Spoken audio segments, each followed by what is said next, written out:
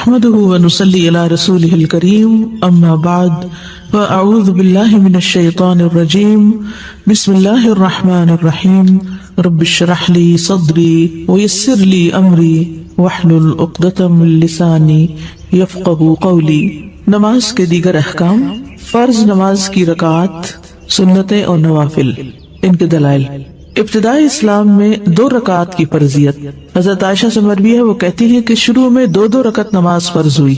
جب آپ صلی اللہ علیہ وسلم مدینہ تشریف لائے تو آپ نے ہر نماز اس طرح پڑھی کہ اس کے ساتھ اتنی ہی نماز اور ملا دی، یعنی مکہ میں 2 رکعتیں پڑھتے تھے اور پھر مدینہ میں آ کر 2 کے ساتھ 2 اور ملا دی، سوائے نماز مغرب کے کہ وہ دن کی نماز کو وتر یعنی طاق کرنے والی ہے، یعنی سورج نکلنے سے پہلے سے لے کر غروب ہونے تک دن ختم ہو جاتا ہے نا، یعنی طلوع فجر سے غروب آفتاب تک۔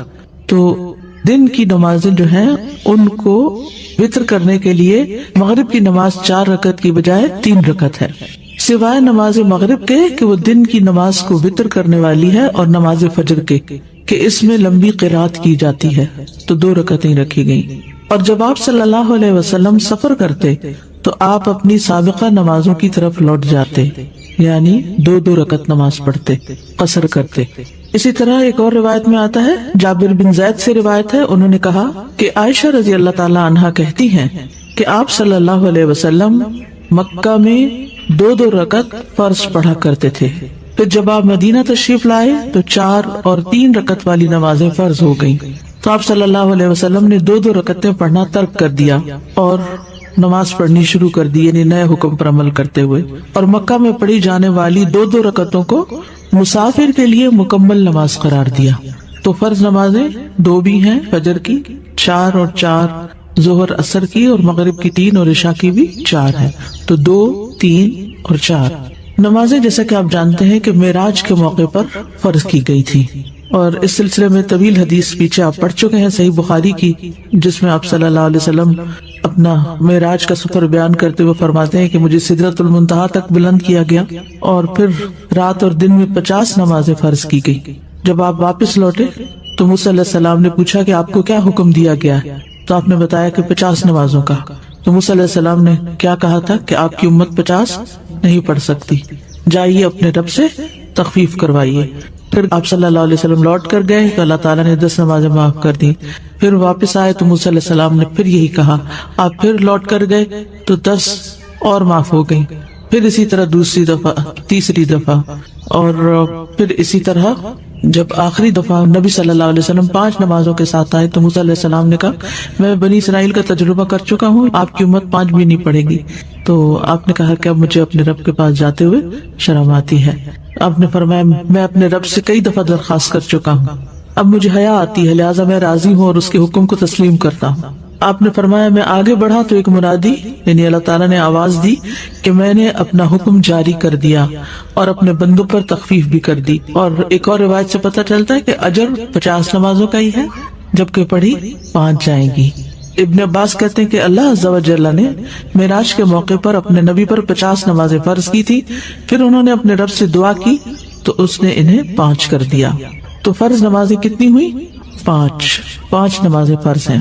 ابن محیریز سے مروی ہے کہ بنو کنانہ کے مخدجی نامی ایک شخص نے شام میں ابو محمد نامی ایک شخص کو کہتے ہوئے سنا کہ وتر واجب ہے، تو مخدجی نے کہا کہ میں عبادہ بن صامت کے پاس گیا اور انہیں ابو محمد کی بات بتائی، تو عبادہ نے کہا کہ ابو محمد نے غلط کہا، میں نے رسول اللہ صلی اللہ علیہ وسلم کو سنا ہے آپ فرماتے تھے 5 نمازیں ہیں جو اللہ نے بندوں پر فرض کی ہیں، اور وتر کی نماز جو ہے وہ فرض نہیں ہے، ٹھیک ہے، وہ سنت مؤکدہ ہے، اور وہ عشاء کی نماز کا حصہ بھی نہیں ہے۔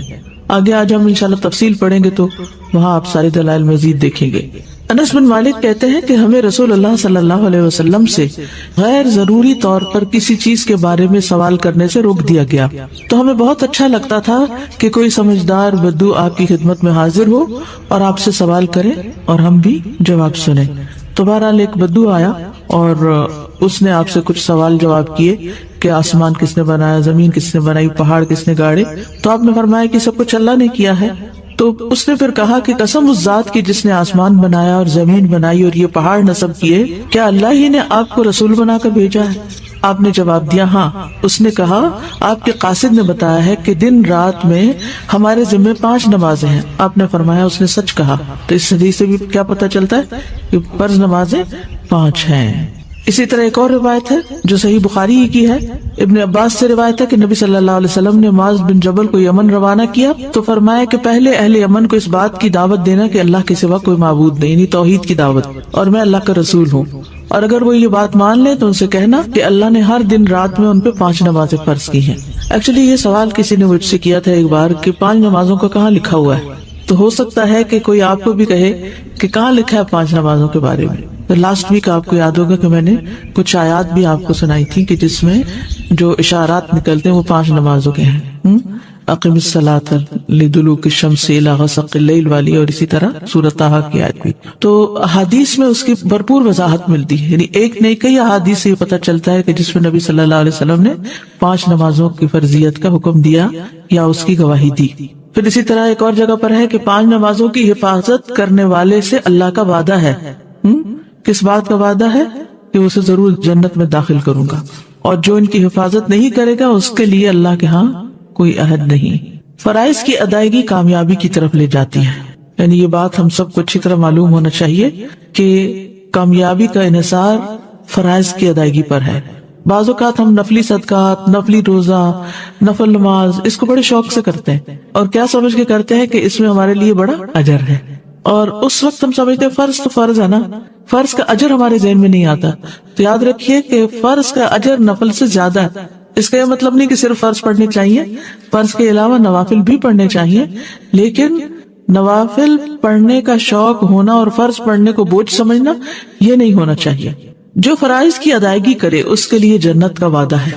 جابر رضی اللہ عنہ سے روایت ہے، وہ کہتے ہیں کہ نعمان بن قوقل نبی صلی اللہ علیہ وسلم کی خدمت میں حاضر ہوئے اور پھر کہا، اے اللہ کے رسول مجھے بتائیے، جب میں فرض نماز پڑھتا رہوں اور حرام کو حرام سمجھوں اور حلال کو حلال سمجھوں تو کیا میں جنت میں داخل ہو جاؤں گا؟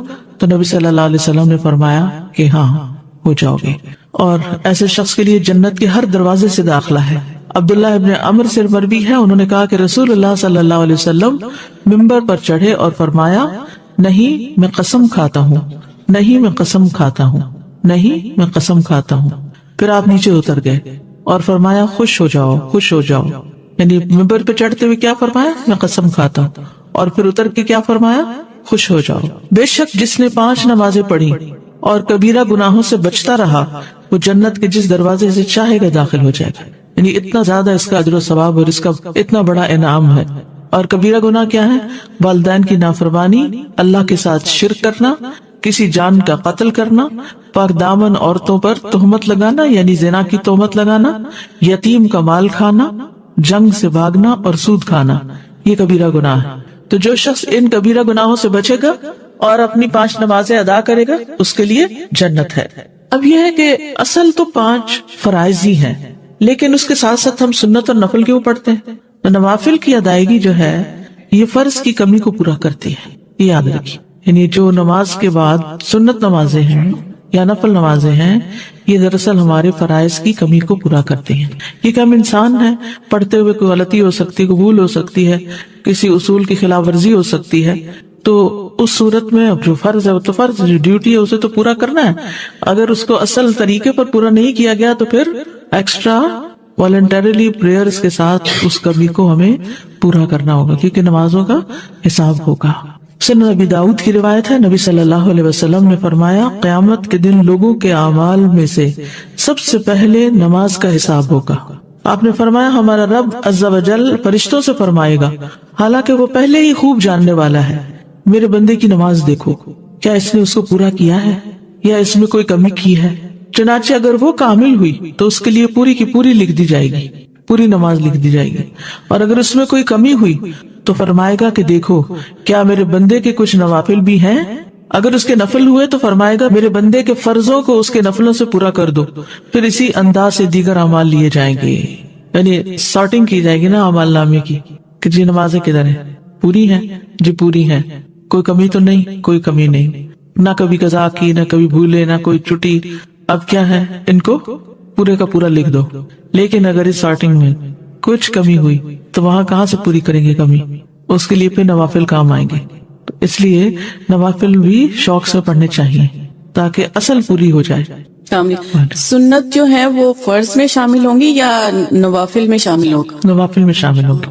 فرائض کے علاوہ 12 سنتیں پڑھنے کا اجر. فرائض کے علاوہ دن میں 12 سنتیں پڑھنے کا اجر. نبی صلی اللہ علیہ وسلم نے فرمایا جو شخص ہمیشہ 12 رکعات پڑھے تو اللہ عز و جل اس شخص کے لیے جنت میں گھر بنائے گا. وہ کون سی 12 رکعتیں؟ پھر آپ نے خود ہی بتا دی. ظہر سے قبل 4، ظہر کے بعد 2، یہ سنت موقدہ کی بات ہو رہی سب. مغرب کے بعد 2، عشاء کے بعد 2، فجر سے پہلے 2 رکعات. یہ 12 ہو گئی. فرضوں کے علاوہ اوپر ہم نے فرضوں کی تعداد پڑھی تھی نا، 2 فجر کے، 4 ظہر، 4 عصر، 3 مغرب اور 4 عشاء کے. یہ فرض تو ہو گئے. فرض کے بعد سنت موقدہ کا درجہ آتا ہے. تو یہ کتنی ہے؟ 12.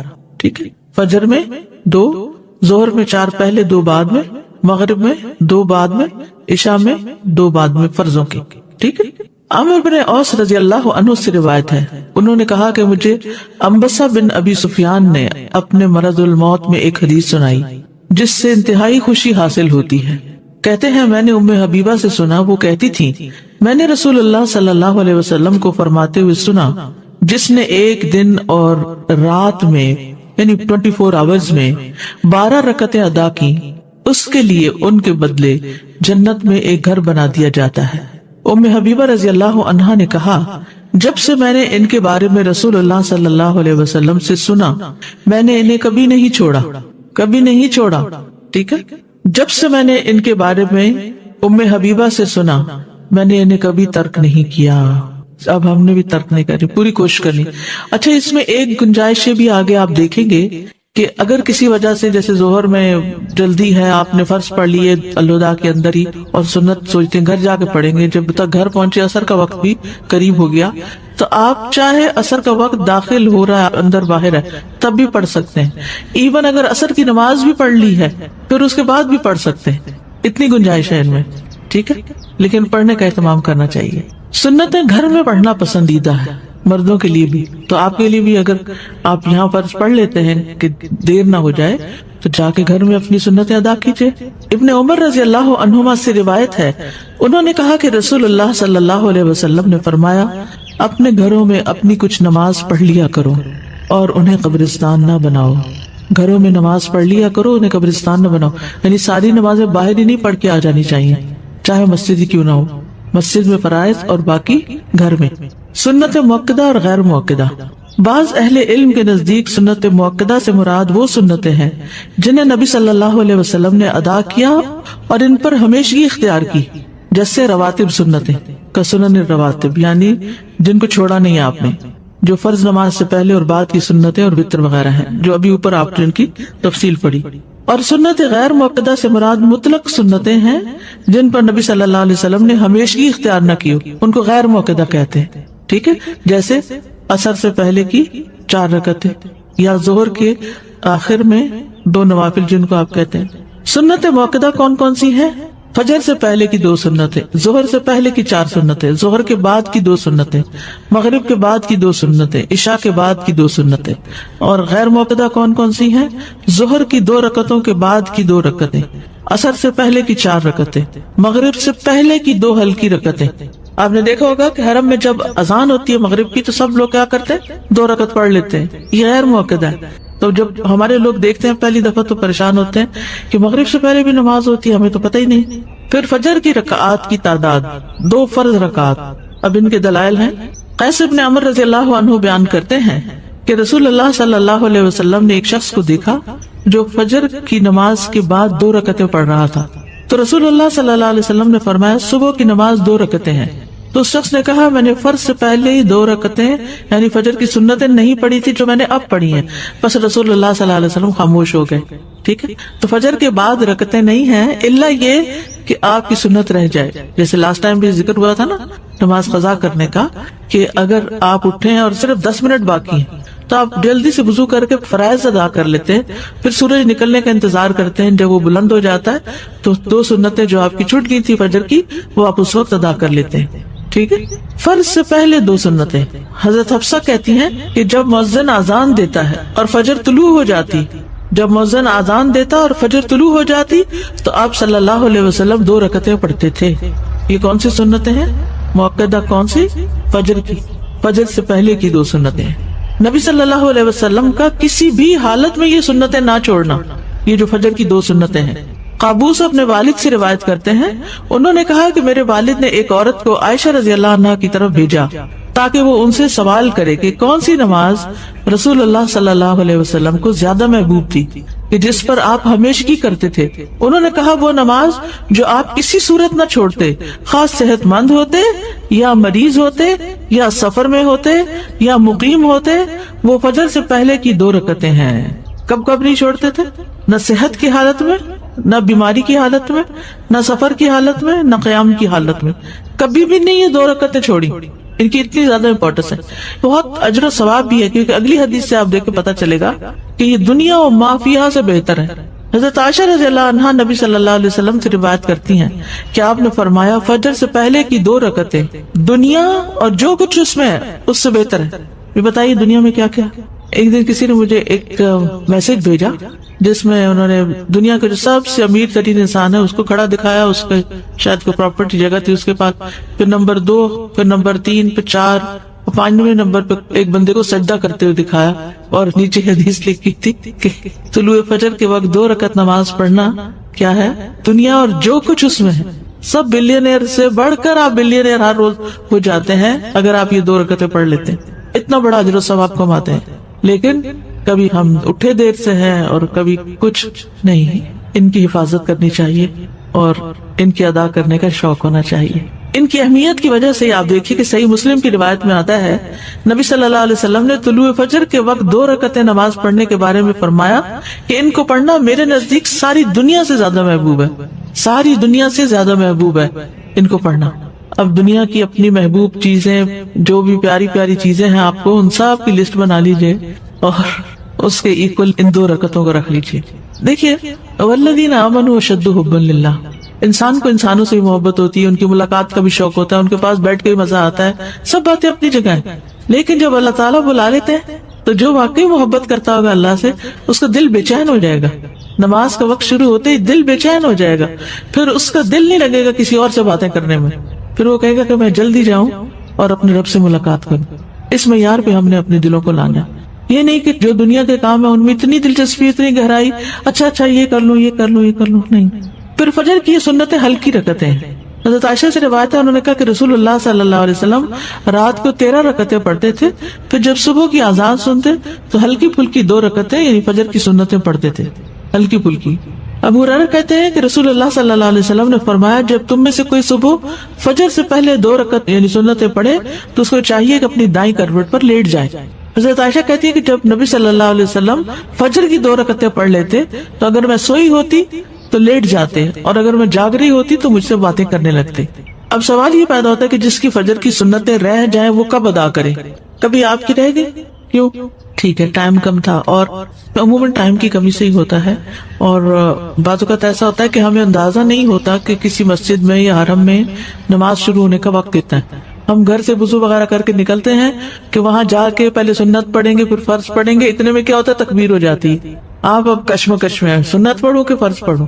کچھ لوگ تو کیا کرتے ہیں ڈھیٹ بن کے سنت شروع کر دیتے ہیں اور پوری سنتیں پڑھ کے امام رکوع سجدے میں چلا جاتا ہے، 1 رکعت اپنی فرض قضا کر دیتے ہیں اس سے اور سنت پڑھتے رہتے ہیں۔ حالانکہ حکم کیا ہے؟ اذا اقیمت الصلاۃ، جب نماز قائم کر دی گئی، فلا صلاۃ الا المکتوبہ، تو کوئی نماز نہیں سوائے فرض نماز کی۔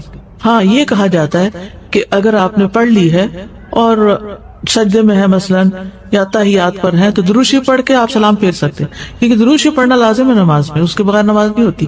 اور آپ چھوٹا والا ورژن بھی پڑھ سکتے، ضروری نہیں کہ جو ہمارا لمبا ہے اسی کو پڑھے اور پھر آپ کھڑے ہو جائیں۔ لیکن اگر آپ کو پتا ہو کہ یہ امام بہت جلدی کر دیتے ہیں پہلی رکعت، حالانکہ نبی صلی اللہ علیہ وسلم کا طریقہ ہم نے پیچھے پڑھا تھا کہ وہ پہلی رکعت کو خوب لمبا کرتے تھے کہ لوگ وضو کر کے آرام سے پھر آ جاتے تھے اور وہ شریک ہو جاتے تھے نماز میں، لیکن ہر ایک کا الگ الگ طریقہ۔ تو ایسی صورت میں آپ کیا کریں کہ امام نے اگر نماز شروع کر دی ہے تو پھر آپ فکر کریں اس کے ساتھ شریک ہونے کی، نہ کہ اپنی 4 سنتیں پوری کرنے کی۔ بس جتنی قسمت میں تھی مل گئی، پڑھ لی آپ نے، سلام پھیر دیں، اللہ آپ کی نیت اور کوشش کو جانتا ہے۔ تو جس کی فجر کی سنتیں رہ جائیں وہ کب ادا کرے؟ ابن عباس کہتے ہیں جب انسان اکیلا ہو یا امام ہو، دونوں صورتوں میں اس کے لیے مؤکدہ سنتیں پڑھنا ممکن ہو تو وہ ان کو فرض نماز سے پہلے ادا کرے گا۔ اگر وہ مقتدی ہے اور اس سے فرض نماز چھوٹ گئی، یعنی فالوور ہے، فرض نماز چھوٹ گئی، یا وہ اس وقت آیا جب امام نماز کھڑی کر چکا تھا، تو وہ ان کے ساتھ نماز میں شامل ہو جائے گا، پھر وہ سنتوں کو فرض نماز کے بعد پڑھے گا، اور اگر چاہے تو سورج کے طلوع ہونے تک انہیں مؤخر کر دے۔ دونوں عمل ہی سنت میں آئے ہیں، یعنی فوراً بعد پڑھنے کا بھی اور سورج نکلنے کے بعد پڑھنے کا بھی۔ اگر نماز کے فوراً بعد پڑھ لے تو کوئی حرج نہیں، تاکہ وہ پڑھنا بھول نہ جائے، اور اگر چاہے تو انہیں مؤخر کر دے اور سورج طلوع ہونے کے بعد پڑھ لے، اس میں بھی کوئی حرج نہیں۔ ٹھیک ہے، کیا سمجھ میں آیا؟ ہر حال میں پڑھنی ہے۔ نماز آپ نے امام کے ساتھ پڑھ لی، اب آپ کیا کریں گے؟ اپنی سنت پڑھیں گے۔ دو صورتیں پڑھنے کی، کیا؟ فرض کے فوراً بعد اور دوسرے سورج طلوع ہونے کے بعد۔ ابو ہریرہ رضی اللہ عنہ سے روایت ہے کہ نبی صلی اللہ علیہ وسلم نیند کی وجہ سے فجر کی سنتیں نہ پڑھ سکے، یعنی کبھی ایسا ہوا ہوگا جیسے وہ ایک خاص جگہ پر آپ نے پڑاؤ ڈالا تھا تو وہاں سب سو گئے تھے، تو کسی کی بھی آنکھ نہیں کھلی تھی، تو پھر آپ نے کیا کیا؟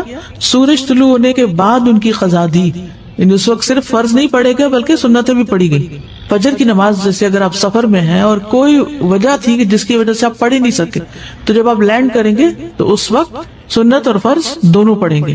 ابو ہریرہ سے مروی ہے کہ جو فجر کی دو سنتیں نہ پڑھ سکے تو اس کو چاہیے کہ وہ انہیں سورج نکلنے کے بعد ادا کرے۔ ٹھیک، ہم نے جب نیت کرنی ہے تو قضا بولنا؟ نہیں، قضا بولنے کی ضرورت نہیں، اگر لیٹ بھی ہو گیا تو کوئی نہیں۔ سزا فجر کی جو سنتیں ہلکی پڑھنے سے کیا مراد ہے؟ صرف تلاوت ہلکی یا تسبیحات پہ بھی مطلب تعداد کم کرتے ہیں؟ اس میں جو نبی صلی اللہ علیہ وسلم کا طریقہ تھا وہ قل یا ایھا الکافرون اور قل ھو اللہ پڑھا کرتے تھے، تو وہ اس سے چھوٹی ہو جاتی تھی، لمبی قرات نہیں ہوتی تھی ان میں۔ استاذہ یہ جو اوپر ہم نے پڑھا کہ مقتدی کے لیے جو شرط ہے تو وہ کیا عام لوگوں کے لیے بھی ہے کہ جب ہم لوگ گھر میں ہوتے اور صبح ایسے ٹائم میں آنکھ کھلتے کہ بس جلدی فرض پڑھ لے تو سنت پھر بعد میں پڑھ سکتے ہیں، تو اس کے لیے سورج نکلنے کا انتظار کرنا پڑے گا یا پھر فجر کے فوراً بعد پڑھ سکتے ہیں؟ نہیں، اگر تو ٹائم ہے دونوں کے پڑھنے کا تو پہلے سنت اور پھر فرض پڑھیے، اور اگر صرف فرض پڑھنے کا ٹائم ہے تو سورج نکلنے کے بعد پڑھیے۔ ٹھیک ہے، کہ اگر کسی وجہ سے جیسے ظہر میں جلدی ہے، آپ نے فرض پڑھ لیے الوداع کے اندر ہی اور سنت سوچتے ہیں گھر جا کے پڑھیں گے، جب تک گھر پہنچے عصر کا وقت بھی قریب ہو گیا، تو آپ چاہے عصر کا وقت داخل ہو رہا ہے اندر باہر ہے تب بھی پڑھ سکتے ہیں، ایون اگر عصر کی نماز بھی پڑھ لی ہے پھر اس کے بعد بھی پڑھ سکتے ہیں، اتنی گنجائش ہے ان میں۔ ٹھیک ہے، لیکن پڑھنے کا اہتمام کرنا چاہیے۔ سنتیں گھر میں پڑھنا پسندیدہ ہے مردوں کے لیے بھی، تو آپ کے لیے بھی اگر آپ یہاں پر پڑھ لیتے ہیں کہ دیر نہ ہو جائے تو جا کے گھر میں اپنی سنتیں ادا کیجیے۔ ابن عمر رضی اللہ عنہما سے روایت ہے، انہوں نے کہا کہ رسول اللہ صلی اللہ علیہ وسلم نے فرمایا، اپنے گھروں میں اپنی کچھ نماز پڑھ لیا کرو اور انہیں قبرستان نہ بناؤ۔ گھروں میں نماز پڑھ لیا کرو، انہیں قبرستان نہ بناؤ، یعنی ساری نمازیں باہر ہی نہیں پڑھ کے آ جانی چاہیے، چاہے مسجد ہی کیوں نہ ہو، مسجد میں فرائض اور باقی گھر میں۔ سنت موقدہ اور غیر موقدہ، بعض اہل علم کے نزدیک سنت موقدہ سے مراد وہ سنتیں ہیں جنہیں نبی صلی اللہ علیہ وسلم نے ادا کیا اور ان پر ہمیشگی اختیار کی، جیسے رواتب سنتیں کا سنن الرواتب، یعنی جن کو چھوڑا نہیں آپ نے، جو فرض نماز سے پہلے اور بعد کی سنتیں اور وتر وغیرہ ہیں، جو ابھی اوپر آپ نے ان کی تفصیل پڑھی۔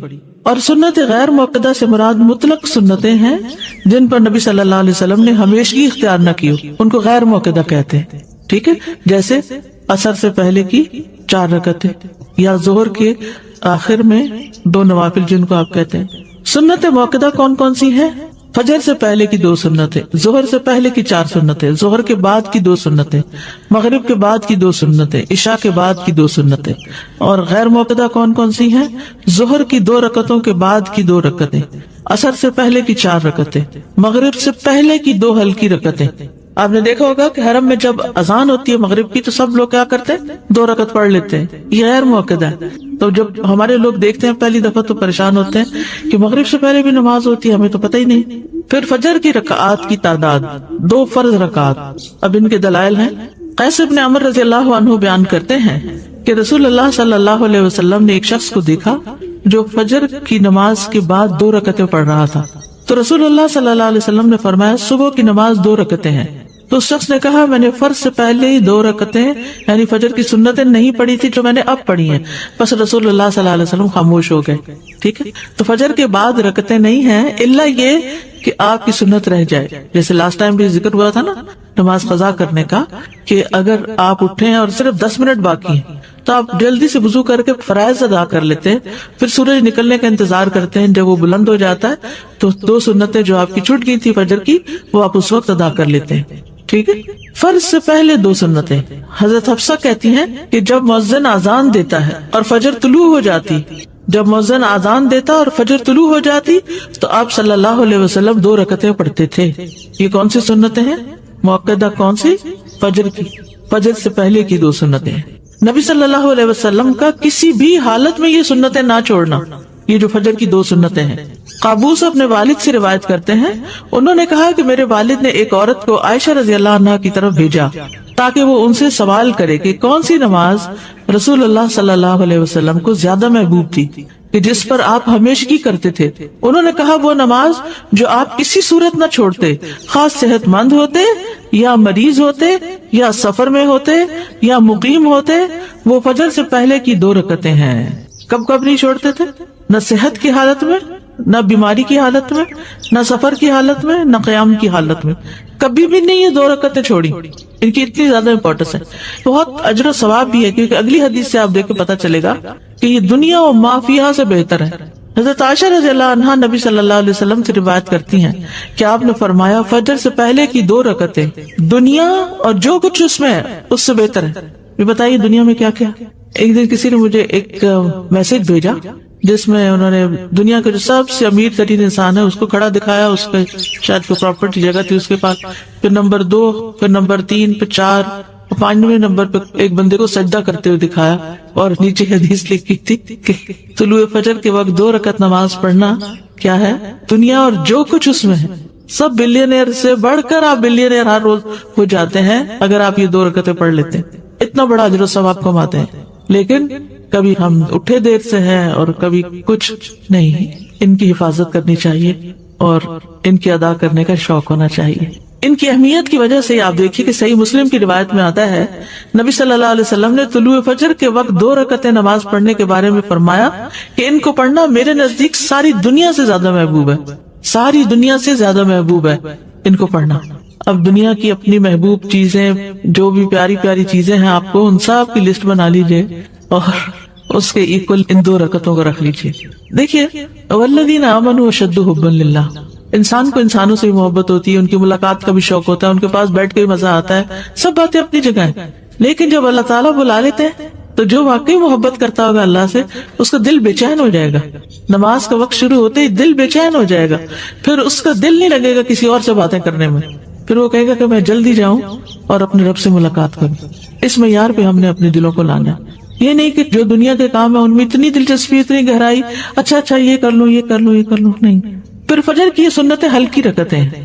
حضرت عائشہ سے روایت ہے انہوں نے کہا کہ رسول اللہ صلی اللہ علیہ وسلم رات کو 13 رکعتیں پڑھتے تھے, پھر جب صبح کی اذان سنتے تو ہلکی پھلکی 2 رکعتیں یعنی فجر کی سنتیں پڑھتے تھے, ہلکی پھلکی.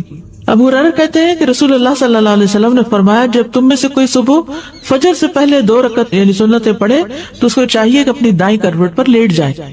حضرت عائشہ کہتی ہے کہ جب نبی صلی اللہ علیہ وسلم فجر کی 2 رکعتیں پڑھ لیتے تو اگر میں سوئی ہوتی تو لیٹ جاتے اور اگر میں جاگ رہی ہوتی تو مجھ سے باتیں کرنے لگتے. اب سوال یہ پیدا ہوتا ہے کہ جس کی فجر کی سنتیں رہ جائیں وہ کب ادا کرے؟ کبھی آپ کی رہ گئی, کیوں؟ ٹھیک ہے ٹائم کم تھا, اور عموماً ٹائم کی کمی سے ہی ہوتا ہے, اور بعض اوقات ایسا ہوتا ہے کہ ہمیں اندازہ نہیں ہوتا کہ کسی مسجد میں یا حرم میں نماز شروع ہونے کا وقت دیتا ہے. ہم گھر سے وضو وغیرہ کر کے نکلتے ہیں کہ وہاں جا کے پہلے سنت پڑھیں گے پھر فرض پڑھیں گے, اتنے میں کیا ہوتا ہے تکبیر ہو جاتی. آپ اب کشمکش میں سنت پڑھو کہ فرض پڑھو. کچھ لوگ تو کیا کرتے ہیں ڈھیٹ بن کے سنت شروع کر دیتے ہیں اور پوری سنتیں پڑھ کے امام رکوع سجدے میں چلا جاتا ہے, 1 رکعت اپنی فرض قضا کر دیتے ہیں اس سے اور سنت پڑھتے رہتے ہیں. حالانکہ حکم کیا ہے, اذا اقیمت الصلاۃ, جب نماز قائم کر دی گئی, فلا صلاۃ الا المکتوبہ, تو کوئی نماز نہیں سوائے فرض نماز کی. ہاں یہ کہا جاتا ہے کہ اگر آپ نے پڑھ لی ہے اور سجدے میں ہے مثلاً یا تحیات پر ہے تو درود شریف پڑھ کے آپ سلام پھیر سکتے ہیں, کیونکہ درود شریف پڑھنا لازم ہے نماز میں, اس کے بغیر نماز نہیں ہوتی. اور آپ چھوٹا والا ورژن بھی پڑھ سکتے، ضروری نہیں کہ جو ہمارا لمبا ہے اسی کو پڑھے اور پھر آپ کھڑے ہو جائیں. لیکن اگر آپ کو پتا ہو کہ یہ امام بہت جلدی کر دیتے ہیں پہلی رکعت، حالانکہ نبی صلی اللہ علیہ وسلم کا طریقہ ہم نے پیچھے پڑھا تھا کہ وہ پہلی رکعت کو خوب لمبا کرتے تھے کہ لوگ وضو کر کے آرام سے پھر آ جاتے تھے اور وہ شریک ہو جاتے تھے نماز میں. لیکن ہر ایک کا الگ الگ طریقہ. تو ایسی صورت میں آپ کیا کریں کہ امام نے اگر نماز شروع کر دی ہے تو پھر آپ فکر کریں اس کے ساتھ شریک ہونے کی، نہ کہ اپنی 4 سنتیں پوری کرنے کی. بس جتنی قسمت میں تھی مل گئی، پڑھ لی آپ نے، سلام پھیر دیں. اللہ آپ کی نیت اور کوشش کو جانتا ہے. تو جس کی فجر کی سنتیں رہ جائیں وہ کب ادا کرے؟ ابن عباس کہتے ہیں جب انسان اکیلا ہو یا امام ہو، دونوں صورتوں میں اس کے لیے مؤکدہ سنتیں پڑھنا ممکن ہو تو وہ ان کو فرض نماز سے پہلے ادا کرے گا. اگر وہ مقتدی ہے اور اس سے فرض نماز چھوٹ گئی، یعنی فالوور ہے، فرض نماز چھوٹ گئی، یا وہ اس وقت آیا جب امام نماز کھڑی کر چکا تھا، تو وہ ان کے ساتھ نماز میں شامل ہو جائے گا. پھر وہ سنتوں کو فرض نماز کے بعد پڑھے گا، اور اگر چاہے تو سورج کے طلوع ہونے تک انہیں مؤخر کر دے. دونوں عمل ہی سنت میں آئے ہیں، یعنی فوراً بعد پڑھنے کا بھی اور سورج نکلنے کے بعد پڑھنے کا بھی. اگر نماز کے فوراً بعد پڑھ لے تو کوئی حرج نہیں، تاکہ وہ پڑھنا بھول نہ جائے، اور اگر چاہے تو انہیں مؤخر کر دے اور سورج طلوع ہونے کے بعد پڑھ لے، اس میں بھی کوئی حرج نہیں. ٹھیک ہے، کیا سمجھ میں آیا؟ ہر حال میں پڑھنی ہے. نماز آپ نے امام کے ساتھ پڑھ لی، اب آپ کیا کریں گے؟ اپنی سنت پڑھیں گے. 2 صورتیں پڑھنے کی، کیا؟ فرض کے فوراً بعد اور دوسرے سورج طلوع ہونے کے بعد. ابو ہریرہ رضی اللہ عنہ سے روایت ہے کہ نبی صلی اللہ علیہ وسلم نیند کی وجہ سے فجر کی سنتیں نہ پڑھ سکے. یعنی کبھی ایسا ہوا ہوگا جیسے وہ ایک خاص جگہ پر آپ نے پڑاؤ ڈالا تھا تو وہاں سب سو گئے تھے، تو کسی کی بھی آنکھ نہیں کھلی تھی، تو پھر آپ نے کیا کیا؟ سورج طلوع ہونے کے بعد ان کی قضا دی. اس وقت صرف فرض نہیں پڑھے گا بلکہ سنتیں بھی پڑھی گئی. فجر کی نماز جیسے اگر آپ سفر میں ہیں اور کوئی وجہ تھی کہ جس کی وجہ سے آپ پڑھ ہی نہیں سکے، تو جب آپ لینڈ کریں گے تو اس وقت سنت اور فرض دونوں پڑھیں گے. ابو ہریرہ سے مروی ہے کہ جو فجر کی 2 سنتیں نہ پڑھ سکے تو اس کو چاہیے کہ وہ انہیں سورج نکلنے کے بعد ادا کرے. ٹھیک، ہم نے جب نیت کرنی ہے تو قضا بولنا نہیں، قضا بولنے کی ضرورت نہیں. اگر لیٹ بھی ہو گیا تو کوئی نہیں. سزا فجر کی جو سنتیں ہلکی پڑھنے سے کیا مراد ہے صرف تلاوت ہلکی یا تسبیحات میں بھی مطلب تعداد کم کر؟ اس میں جو نبی صلی اللہ علیہ وسلم کا طریقہ تھا وہ قل یا ایھا الکافرون اور قل ھو اللہ پڑھا کرتے تھے، تو اس سے چھوٹی ہو جاتی تھی، لمبی قرات نہیں ہوتی تھی ان میں. استاذہ یہ جو اوپر ہم نے پڑھا کہ مقتدی کے لیے جو شرط ہے تو وہ کیا عام لوگوں کے لیے بھی ہے کہ جب ہم لوگ گھر میں ہوتے اور صبح ایسے ٹائم میں آنکھ کھلتے کہ بس جلدی فرض پڑھ لے تو سنت پھر بعد میں پڑھ سکتے ہیں، تو اس کے لیے سورج نکلنے کا انتظار کرنا پڑے گا یا پھر فجر کے فوراً بعد پڑھ سکتے ہیں؟ نہیں، اگر تو ٹائم ہے دونوں کے پڑھنے کا تو پہلے سنت اور پھر فرض پڑھیے، اور اگر صرف فرض پڑھنے کا ٹائم ہے تو سورج نکلنے کے بعد. نماز کے بعد کے اذکار کے متعلق، نماز کا سلام پھیرتے ہی نماز ختم ہو جاتی ہے. اس کے بعد سب سے پہلے کہنا چاہیے اللہ اکبر 1 بار، اور تھوڑا سا بلند آواز سے، جس سے پتہ چلے کہ نماز پڑھ لی ہے. اللہ اکبر. ابن عباس کہتے ہیں میں نبی صلی اللہ علیہ وسلم کی نماز کے مکمل ہونے کو تکبیر کی وجہ سے سمجھ جاتا تھا. یعنی مثلا کوئی نفل پڑھ رہا ہے تو آپ کو نہیں پتہ چلتا کہ پڑھ چکا ہے یا نہیں، لیکن اگر اس نے بلند آواز سے کہہ دیا اللہ اکبر تو پتہ چل گیا کہ ہاں اس کی نماز مکمل ہو گئی ہے. کیوں اللہ اکبر کہیں؟ کہ اللہ ہر چیز سے بڑا. آپ دیکھیں ہم نے نماز کا آغاز کس سے کیا تھا؟ اللہ اکبر سے کیا تھا، اور نماز میں کئی بار ہم نے اللہ اکبر کہا، اور اب نماز کے اختتام پر بھی اللہ اکبر، رمضان کے اختتام پر بھی اللہ اکبر، یعنی اللہ کی تکبیر بیان کرنا. اللہ سبحانہ وتعالیٰ قرآن مجید میں فرماتے ہیں اتل ما اوحی الیک من الکتاب واقم الصلاۃ ان الصلاۃ تنہی عن الفحشاء والمنکر ولذکر اللہ اکبر واللہ یعلم ما تصنعون. کتاب میں سے جو آپ کی طرف وحی کیا گیا ہے اس کی تلاوت کیجیے اور نماز قائم کیجیے. بے شک نماز بے حیائی اور برائی سے روکتی ہے، اور یقیناً اللہ کا ذکر تو سب سے بڑی چیز ہے، اور اللہ کو معلوم ہے جو کچھ تم کرتے ہو. تو اللہ کا ذکر سب سے بڑی چیز، اور اس ذکر میں اللہ کو سب سے بڑا قرار دینا سب سے بڑی چیز. اور نبی صلی اللہ علیہ وسلم اور پھر صحابہ کا طریقہ بھی یہی تھا کہ آپ فرض نمازوں کے بعد ذکر کرتے اور آوازیں بلند کرتے. یعنی نماز کے بعد کا ذکر جو ہے اس میں آواز اونچی ہوتی ہے. ابن عباس اس بات سے معلوم کر لیتے کہ لوگوں نے سلام پھیر لیا ہے کیونکہ وہ ان کے ذکر کی آواز سنتے تھے. یعنی مطلب یہ ہے کہ نماز کے بعد اللہ اکبر بھی اونچی آواز میں، استغفر اللہ استغفر اللہ استغفر اللہ یہ بھی ذرا اونچی آواز میں. یعنی ایک ہوتا ہے سری ذکر یعنی دل ہی دل میں پکارنا، اور ایک ہوتا ہے جاہری جس میں یہ ذکر جو نماز کے بعد ہوتا ہے اس کو تھوڑا اونچی آواز میں کرنا چاہیے.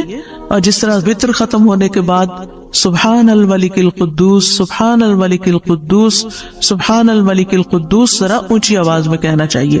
تو نبی صلی اللہ علیہ وسلم اس ذکر کو ہمیشہ اونچی آواز میں کرتے تھے. ٹھیک ہے، یعنی آپ کی اقتداء، آپ کی پیروی ہر معاملے میں یہ عبادت کے درجات کو بڑھا دیتی ہے. اور اس میں ہم یہ بھی دیکھتے ہیں کہ صحابہ کرام جو تھے وہ نبی صلی اللہ علیہ وسلم کی صرف سنت کو نہیں سیرت کو بھی آگے بیان کرتے تھے کہ آپ نے کوئی کام کیا اور کس طریقے سے کیا. مثلا ذکر کیا اور کس طرح کیا، بلند آواز سے کیا یا آہستہ آواز سے کیا، بیٹھ کر کیا یا کھڑے ہو کر کیا. اور پھر آپ دیکھیے کہ نماز کے بعد اذکار جو ہیں وہ زیادہ پسندیدہ ہیں، یعنی دعاؤں کی نسبت زیادہ اذکار. ٹھیک ہے، اور پھر اسی طرح آپ دیکھیے کہ دوسرا ذکر جو آپ کریں گے وہ ہے استغفر اللہ 3 بار، استغفر اللہ استغفر اللہ. صوبان کہتے ہیں رسول اللہ صلی اللہ علیہ وسلم جب اپنی نماز سے فارغ ہوتے تھے تو 3 مرتبہ استغفار فرماتے تھے، 3 بار استغفار کرتے. ولید کہتے ہیں میں نے اوزائی سے پوچھا آپ استغفار کس طرح فرمایا کرتے تھے؟ تو انہوں نے کہا آپ فرماتے تھے استغفر اللہ استغفر اللہ. اب نماز پڑھ لی ہے، استغفر اللہ کیوں؟ اس لیے کہ ہم تو نماز کا حق بھی ادا نہیں کرتے. ہمارا دھیان کہاں سے کہاں چلا جاتا ہے، ہم کئی دفعہ بھول جاتے ہیں، ہمیں سجدہ سہو کرنا تک یاد نہیں رہتا، ہمیں کچھ پتہ نہیں ہوتا ہم نے کون سی سورت پڑھی، کیا تلاوت کی. ہو سکتا ہے تلاوت میں کوئی غلطی کر دیں، ہو سکتا ہے کہ تسبیح کی جگہ کچھ اور پڑھ دیں بھول چوک کے. تو ہم نماز کے اندر بھی بہت کچھ غلط کرتے رہتے ہیں جانے انجانے. اور خاص طور پر جن لوگوں نے اپنی نماز کے پروننسیشن کی اصلاح نہیں کی وہ تو کچھ سے کچھ پڑھتے رہتے ہیں بعض اوقات. یعنی پروننسیشن صحیح نہ ہونا جو ہے وہ الفاظ کے مطلب کو ہی بدل دیتا ہے.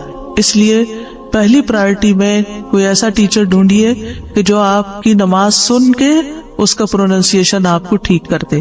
بہرحال نماز کے بعد استغفر اللہ استغفر اللہ. اور ایک اور چیز، نماز پڑھنے کے بعد انسان کو ایک فیلنگ ہوتی ہے کہ میں نے کچھ کیا ہے، لیکن جب انسان استغفر اللہ کہتا ہے تو اس میں عاجزی کا اظہار ہوتا ہے کہ اللہ تیرا حق ادا نہیں کیا، مجھے ابھی بھی گناہوں کی بخشش کی ضرورت ہے. اور آپ دیکھیے کہ یہ الفاظ نبی صلی اللہ علیہ وسلم ادا کرتے تھے جن کے اگلے پچھلے سارے گناہ معاف کر دیے گئے تھے. تو جو شخص نماز کے بعد استغفار پڑھتا ہے وہ اپنی نمازوں پر کبھی فخر غرور تکبر نہیں کر سکتا کہ میں بڑا نمازی ہوں، میں بڑا پرہیزگار ہوں، میں بڑا عبادت گزار ہوں.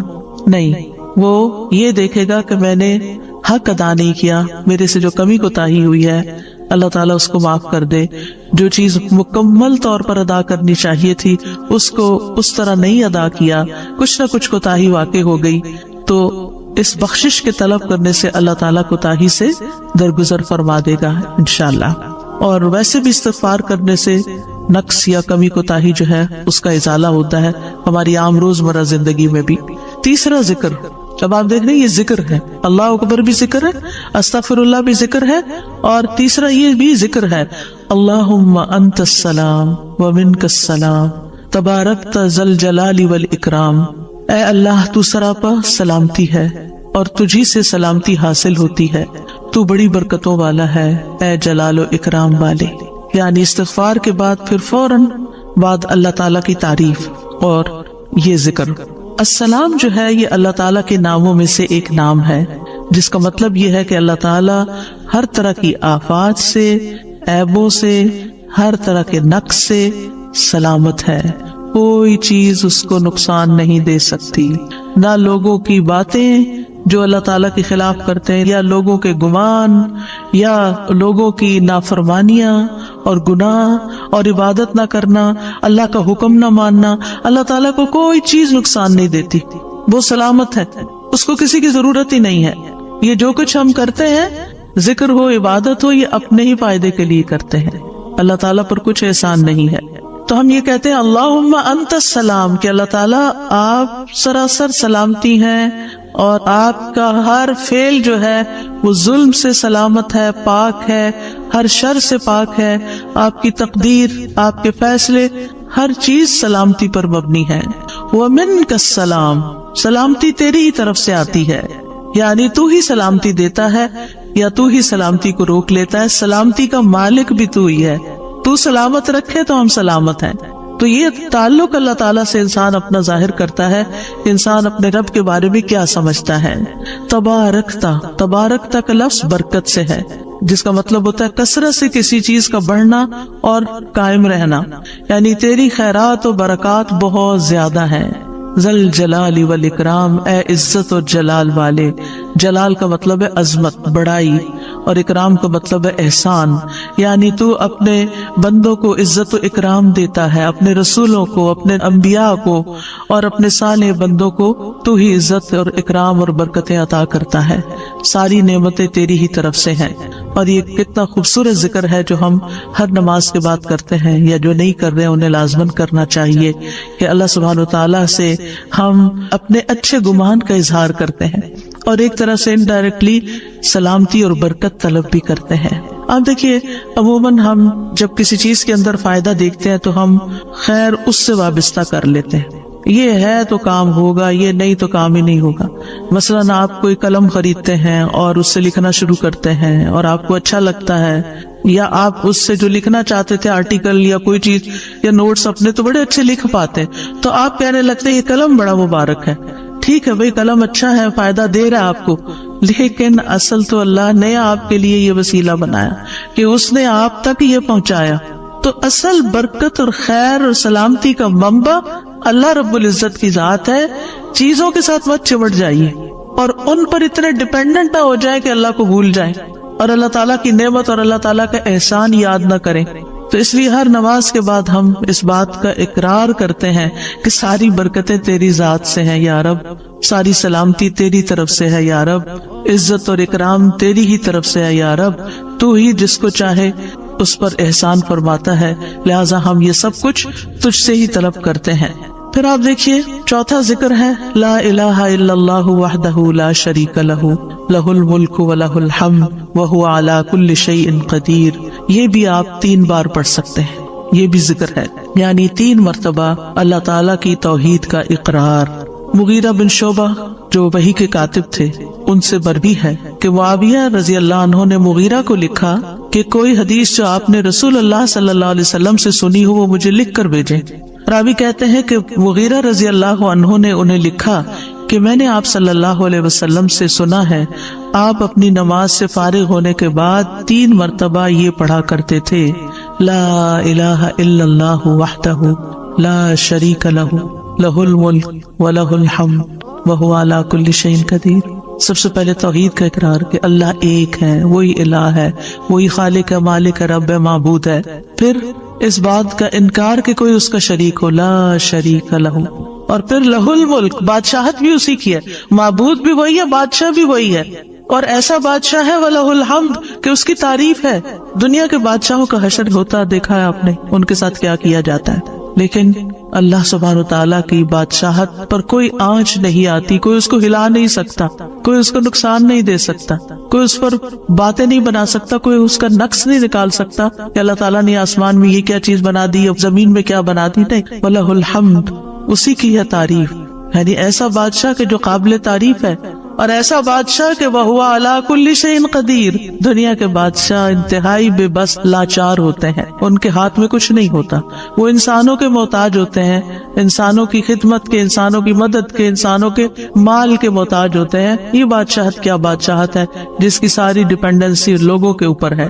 تو اصل بادشاہت تو اللہ کی ہے کہ جو ہر چیز پر پوری قدرت رکھتا ہے۔ تو آپ اس احساس کے ساتھ اگر اللہ تعالیٰ کا یہ ذکر کرتے ہیں تو آپ کا دل ایک سکون سے بھر جائے گا، ایک خوشی سے بھر جائے گا کہ میں ایسی ہستی کو جانتی ہوں، ایسی ذات کو جانتی ہوں کہ جو اتنی خوبیوں کے مالک ہے، کیونکہ یہ انسان کی فطرت میں ہے، انسان کی نفسیات میں ہے کہ وہ کسی چیز کی تعریف کر کے خوش ہوتا ہے، اور عام طور پر ہم صرف سامنے نظر آنے والی چیزوں کی تعریف کر کر کے خوش ہوتے رہتے ہیں، اور تھوڑے دن کے بعد وہ بھی خراب ہو جاتی، وہ تعریف بھی ساتھ ہی چلی جاتی ہے۔ انسان ہے تو مر جاتے ہیں، ان کے اعمال ہے تو ختم ہو جاتے ہیں، اور کبھی وہ اچھے ہوتے ہیں اور پلٹ بھی جاتے ہیں. وہ کہاں گئی تعریفیں؟ جوان ہے تو بڑھاپے میں ساری تعریفیں چلی گئی، مالدار تھے تو غریب ہوئے تو ساری تعریفیں چلی گئی. اسی طرح علم ہے اور جنون لاحق ہو گیا تو ساری تعریفیں چلی گئی، سب کچھ الٹ گیا. اور دنیا کے یہ سارے نظارے آپ نے دیکھے ہوں گے کہ جب ہر نعمت لوگوں پر الٹ جاتی. اسی لیے ہم دعا کرتے ہیں نا کہ اللہ انی اعوذ بک من زوال نعمتک، کہ اللہ نعمتوں کے زوال سے بچانا. یہ انتہائی تکلیف دہ چیز ہے، لیکن یہ ایک دنیا کا قانون ہے. یہ سب کچھ ہوتا ہے اور ہماری آنکھیں دیکھتی ہیں، لیکن اللہ سبحانہ وتعالی ان سب چیزوں سے پاک ہے. اس کو کوئی زوال نہیں اور اس کا کوئی کچھ بگاڑ نہیں سکتا، اور وہ ہر چیز پر پوری طرح قادر ہے، جو چاہے کر سکتا ہے، اور تعریف اسی کے لیے ہے. پانچواں ذکر، لا الہ الا اللہ وحدہ لا شریک لہ لہ الملک ولہ الحمد وہو علی کل شیء قدیر. اللہم لا مانع لما اعطیت ولا معطی لما منعت ولا ينفع ذا الجد منک الجد. اللہ کے سوا کوئی الہ نہیں، وہ اکیلا ہے، اس کا کوئی شریک نہیں، بادشاہت اسی کی ہے اور تمام تعریف اسی کے لیے ہے، اور وہ ہر چیز پر پوری طرح قدرت رکھنے والا ہے. اے اللہ، جو کچھ تو نے دیا ہے اسے کوئی روکنے والا نہیں، اور جو کچھ تو نے روک دیا اسے کوئی دینے والا نہیں، اور کسی مالدار کو تیری بارگاہ میں اس کا مال نفع نہیں پہنچا سکتا. ابتدا میں تو وہی اللہ کی توحید بیان ہوئی، اس کی بادشاہت اور اس کی حمد کا ذکر ہے اور اس کی قدرت کا ذکر ہے، اور اس کے بعد کہ جو اللہ نے دیا، جو وہ دینا چاہتا ہے اسے کوئی روک نہیں سکتا. یہاں بھی آپ دیکھیں، مانگ کچھ نہیں رہی، یہ ذکر ہے، یہ دعا نہیں، یہ کیا ہے؟ ذکر ہے. اور جو کچھ تو نے روک دیا کوئی دے ہی نہیں سکتا، اور سارے ہی مالدار فقیر ہیں، اور خاص طور پر تیرے سامنے فقیر ہیں. یا ایھا الناس انتم الفقراء الی اللہ واللہ هو الغنی الحمید. اے لوگو، تم سب اللہ کے فقیر ہو، اللہ کے محتاج ہو، اور اللہ ہی غنی، مالدار اور وہی قابل تعریف ہے. واللہ هو الغنی الحمید. ٹھیک ہے. نبی صلی اللہ علیہ وسلم جب سلام پھیرتے تھے تو یہ دعا پڑھا کرتے تھے یا یہ ذکر کیا کرتے تھے. اور اس میں آپ دیکھیے کہ یہ جو عقیدہ ہے نا کہ اللہ روکے تو کوئی دے نہیں سکتا، یہ انسان کو بڑا اطمینان دے دیتا ہے. اگر کوئی چیز، کوئی خیر آپ کی طرف آنے سے رکی ہوئی ہے تو وہ اللہ ہی نے روکی ہوئی ہے، آپ پر رحمت کی وجہ سے. بدگمان نہ ہو، اس سے کسی وجہ سے رکی ہوئی ہے. آپ کسی کی کوئی اچھی چیز دیکھتے ہیں، کسی کا مینشن دیکھتے ہیں تو سوچتے ہیں کتنا خوش قسمت ہے، کتنے بڑے گھر میں رہتا ہے. کسی کے پاس فراری دیکھتے ہیں تو آپ کہتے ہیں واہ کتنا خوش قسمت ہے. لیکن آپ کو نہیں پتا کہ یہی چیزیں اس کے لیے کتنی بڑی آزمائش بنی ہوئی ہیں، آپ نہیں جانتے. اور اگر اللہ نے آپ کو نہیں دی تو آپ کو بہت سے شر سے محفوظ رکھا. تو اللہ کا روکنا بھی خیر کا باعث ہوتا ہے. یہ سبق پکا کر لیں کہ جب اللہ تعالیٰ کوئی چیز نہیں دیتا یا دیر سے دیتا ہے یا روک لیتا ہے اور کوئی چارہ نہیں ہوتا، آپ کہتے ہیں میری کوئی دعا قبول نہیں ہو رہی، میرا کوئی طریقہ کام نہیں آ رہا، تو اس میں بھی کوئی خیر ہوتی ہے. کیونکہ جو اللہ نے مقدر میں لکھا ہے وہ پہنچ کے رہے گا. کوئی روک نہیں سکتا جو تو دے، اور کوئی دے نہیں سکتا جو تو روک لے. اور جسے اللہ نے آپ کے مقدر میں لکھا ہے وہ آپ تک آئے گا ہی آئے گا. سورۃ فاطر میں اللہ تعالیٰ فرماتے ہیں ما یفتح اللہ للناس من رحمت فلا ممسک لها وما یمسک فلا مرسل له من بعد وهو العزیز الحکیم. جو کچھ اللہ لوگوں کے لیے رحمت میں سے کھول دے اسے کوئی بند کرنے والا نہیں، اور جو وہ بند کر دے اس کے بعد اسے کوئی کھولنے والا نہیں. حدیث میں آتا ہے ما اصابک لم یکن لیخطئک وان ما اخطأک لم یکن لیصیبک. جو کچھ تمہیں پہنچا وہ تم سے خطا ہونے والا نہیں تھا، اور جو نہیں ملا وہ ہرگز ملنے والا نہیں تھا. قرآن مجید میں سورۃ الرعد میں اللہ تعالیٰ فرماتے ہیں وَإِذَا أَرَادَ اللَّهُ بِقَوْمٍ سُوءًا فَلَا مَرَدَّ لَهُ. جب اللہ کسی قوم کے ساتھ برائی کا ارادہ کر لیتا ہے تو اس کو کوئی پھیرنے والا نہیں، کوئی سپر پاور اس ملک کی مدد نہیں کر سکتی. اگر اللہ نے اس کے لیے جنگ کا فتنہ یا کسی اور طرح کی کوئی آزمائش لکھی ہے، یہ اللہ کے فیصلے ہوتے ہیں، یا اللہ نے کسی قوم کو تباہ کرنے کا فیصلہ کر لیا ہو تو کوئی اس کو روک نہیں سکتا. لہٰذا ہمیں اللہ پر ہی بھروسہ کرنا چاہیے، اور ہر حال میں ایسی پریشان کن باتوں پر اللہ تعالیٰ ہی کی طرف رجوع کر لینا چاہیے. یاد رکھیے اگر کوئی چیز نہیں ملی تو اللہ تعالیٰ کو الزام مت دیں، اللہ تعالیٰ سے ناراض نہیں ہو، اللہ تعالیٰ سے بدظن نہیں ہو. یہ روکنا اس کی رحمت ہے. انسان اگر ان دو جملوں پر ایمان لے آئے تو پھر اس کا مکمل بھروسہ اللہ کی ذات پر ہو جائے گا. وہ رزق کے بارے میں اللہ پر ہی توکل کرے گا، نقصان کو دور کرنے اور بھلائی کو پانے کے لیے اللہ پر ہی بھروسہ کرے گا. وہ اللہ کو اپنے لیے کافی سمجھے گا. یعنی جہاں کہیں دل چھوٹا ہوا، جہاں کہیں کوئی پریشانی آئی، کہتے حسبی اللہ و نعم الوکیل، اللہ کار ساز یعنی کام بنانے والا اللہ ہی میرے لیے کافی ہے. نبی صلی اللہ علیہ وسلم نے فرمایا اللہ تعالیٰ اس بندے پر رحم فرمائے جس نے کوئی بات کی تو فائدے کی اور اگر وہ خاموش رہا تو سلامت رہا. یعنی بولتا ہے تو فائدے کا بولتا ہے، منع چپ رہ کے سلامت رہتا ہے. صوبان کہتے ہیں کہ رسول اللہ صلی اللہ علیہ وسلم نے فرمایا خوشخبری ہے اس کے لیے جس نے اپنی زبان پہ قابو پا لیا، اسے اس کے گھر نے کشادگی اور گنجائش دی، یعنی اس کے گھر میں اس کے لیے موضوع ٹھکانا ہے، اور وہ اپنے گناہ پر رویا تو ایسا شخص جو ہے اس کے لیے خوشخبری، یعنی بہترین کردار کا مالک ہے.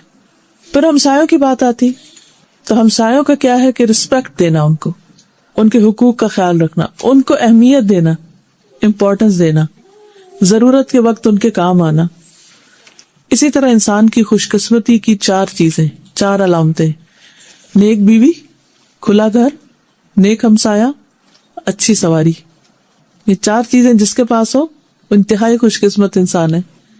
اور 4 چیزیں بدبختی کی علامت ہے: بری بیوی، تنگ گھر، برا ہمسایہ، بری سواری.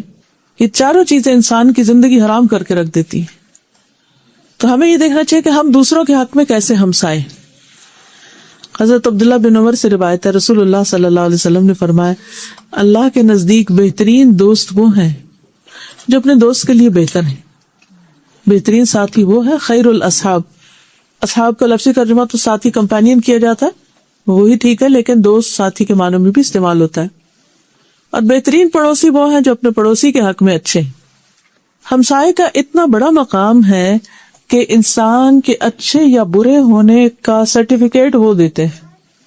حدیث میں آتا ہے ایک آدمی نے پوچھا کہ مجھے کیسے پتا چلے گا جب میں نیکی کروں یا برائی کروں تو میں نیک ہوں یا نہیں، مجھے کیسے پتا چلے گا میں کہاں ہوں، میں اچھا ہوں کہ نہیں. آپ کو کبھی ایسا خیال آتا ہے کہ اپنے بارے میں پتہ نہیں میں نیک ہوں کہ نہیں، پتہ نہیں میں اچھا ہوں کہ نہیں، پتہ نہیں میں کیسا ہوں، کون ہوں. رسول اللہ صلی اللہ علیہ وسلم نے فرمایا جب تمہارے نیبرز کہیں کہ تم نے اچھا کام کیا ہے تو تم اچھے، اور جب وہ کہیں کہ تم نے برا کیا ہے تو تم برے. یعنی تمہاری گواہی تمہارے نیبرز دیں گے کہ تم کون. ایک اور حدیث میں آتا صحیح الجامع صغیر کی روایت ہے جب تمہارے پڑوسی تمہاری تعریف کریں تو تم محسن ہو، اور اگر تمہارے پڑوسی تمہاری برائی کریں تو تم گناہگار ہو. اپنا مقام اپنے پڑوسی کی نظر میں پہچانو. نیبر سے پوچھو کہ کون. ہو سکتا ہے آپ کہیں کہ ہمارے تو نیبرز جو ہیں وہ نان مسلمز ہیں، ہمارا کوئی سلام دعا نہیں ان سے، ہم نہیں جانتے وہ کون ہے، وہ نہیں جانتے ہم کون ہیں. لیکن اس کے باوجود بھی لوگ آپ کو جانتے ہوتے. آپ اپنا گاربیج کہاں پھینکتے ہیں، آپ اپنا لان کب موو کرتے ہیں، کب کیا صفائی کرتے ہیں، کیا نہیں کرتے، گھر میں شور ہنگامہ کیا کرتے ہیں، اگر اوپر نیچے رہتے ہیں تو کیسے رہتے ہیں، بیسمنٹ میں جو رہتے ہیں وہ آپ کے بارے میں کیا کہتے ہیں. یعنی وہ کوئی نہ کوئی اوپینین آپ کے بارے میں ضرور رکھتے ہیں. تو سوچئے ان کا اوپینین کیا ہے آپ کے بارے میں کہ آپ کون ہیں. اسی طرح ہسبینڈ وائف ایک دوسرے کے لیے کمپینین ہے، ساتھی، ایک دوسرے کے نیبر ہی ہیں ایک طرح سے وہ بھی. تو آپ صلی اللہ علیہ وسلم نے کیا فرمایا کہ تم میں سے بہترین وہ ہیں جن کے اخلاق اچھے ہوں، اور ان کے اخلاق اچھے ہیں جو اپنے گھر والوں کے لیے اچھے. اگر کسی کا اخلاق اپنے گھر میں اچھا نہیں، گھر والوں کے ساتھ وہ بدتمیزی کرتا ہے، گھر والوں کے ساتھ بد اخلاقی کرتا ہے، تو وہ حقیقت میں اچھا نہیں. رسول اللہ صلی اللہ علیہ وسلم نے فرمایا حسن اخلاق اور اچھی ہمسائیگی شہروں کو آباد کرتی ہے اور عمر میں اضافے کا باعث بنتی ہے. لمبی زندگی ملتی ہے ان لوگوں کو جو اچھے اخلاق والے اور اچھے ہمسائے ہوتے ہیں. تو اس کے لیے اچھا ہمسایہ بننے کے لیے اپنے ہمسایوں کے کھانے پینے کی ضرورت کا خیال رکھنا، ضرورت کے وقت مدد کرنا، کوئی فوت ہو جائے تو اس کی تعزیت کو جانا، اس کے کفن دفن کا انتظام کرنا، بیمار ہو جائے تو اس کا پوچھنا، نان مسلم بھی ہو تو ان کا بھی خیال رکھنا. عبداللہ بن عمر کہتے ہیں کہ انہوں نے ایک بکری ذبح کی، پھر پوچھا کیا تم نے میرے یہودی ہمسائے کی طرف بھی کچھ بھیجا؟ کیونکہ میں نے رسول اللہ صلی اللہ علیہ وسلم سے سنا، آپ فرماتے تھے جبریل مجھے ہمسائے کے بارے میں اتنی وصیت کرتے رہے کہ مجھے خیال ہوا کہ کہیں اس کو میرا وارث ہی نہ بنا دے. پھر ضرورت پڑنے پر دروازہ بند نہ کرنا. پھر اسی طرح اس کو اگر دیوار میں کونٹی کاٹنے کی ضرورت ہے یا کہیں کچھ کسی قسم کی ہیلپ چاہیے تو اس میں مدد دینا. پھر اذیت دینے سے بچنا. نبی صلی اللہ علیہ وسلم نے 3 بار فرمایا واللہ، اللہ کی قسم، لا یؤمن، واللہ لا یؤمن، واللہ لا یؤمن، اللہ کی قسم وہ مومن نہیں، وہ مومن نہیں، اس کا ایمان ہی نہیں. پوچھا گیا کون مومن نہیں؟ فرمایا جس کے شر سے اس کا پڑوسی محفوظ نہیں، جو اپنے نیبرز کو تکلیف دیتا ہے، وہ مومن ہی نہیں.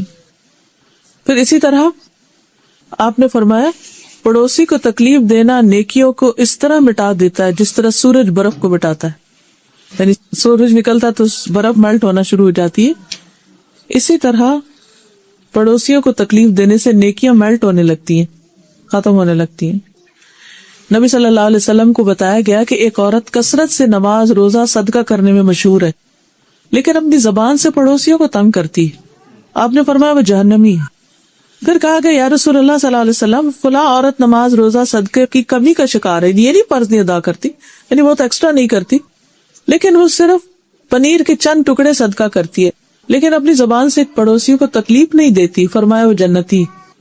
اللہ سبحانہ تعالیٰ چاہتے کیا ہے کہ جو اس کی مخلوق زمین پر رہتی ہے وہ سارے ایک دوسرے کے ساتھ اچھی طرح پیار سے، محبت سے، خوش اخلاقی کے ساتھ رہیں.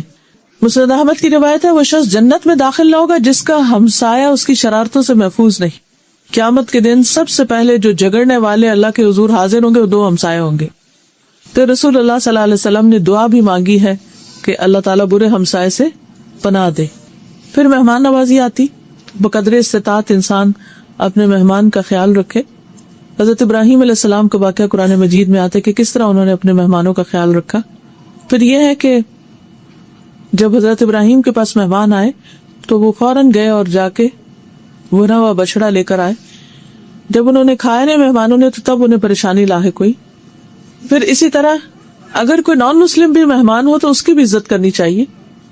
نبی صلی اللہ علیہ وسلم نے فرمایا اس شخص میں کوئی خیر نہیں جو مہمان نواز دے.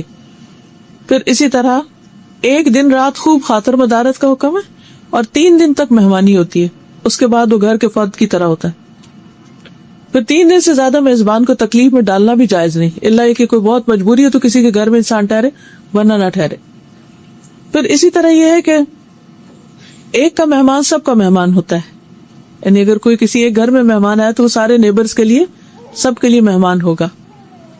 تکلف کی ممانعت کی گئی کیونکہ رسول اللہ صلی اللہ علیہ وسلم نے فرمایا نہینا عن التکلف، ہمیں تکلف سے روکا گیا ہے کیونکہ اس طرح دوسرے کا رہنا بھی مشکل ہو جاتا ہے اور دوسرا انکمفرٹیبل ہو جاتا ہے. اصل اچھی مہمانی وہی ہے کہ جس کے ساتھ دوسرا تکلیف میں نہ پڑے، کمفرٹیبل رہے. تو یہ چند باتیں مہمانی کے بارے میں ہیں اور ایمان کا تقاضا ہے.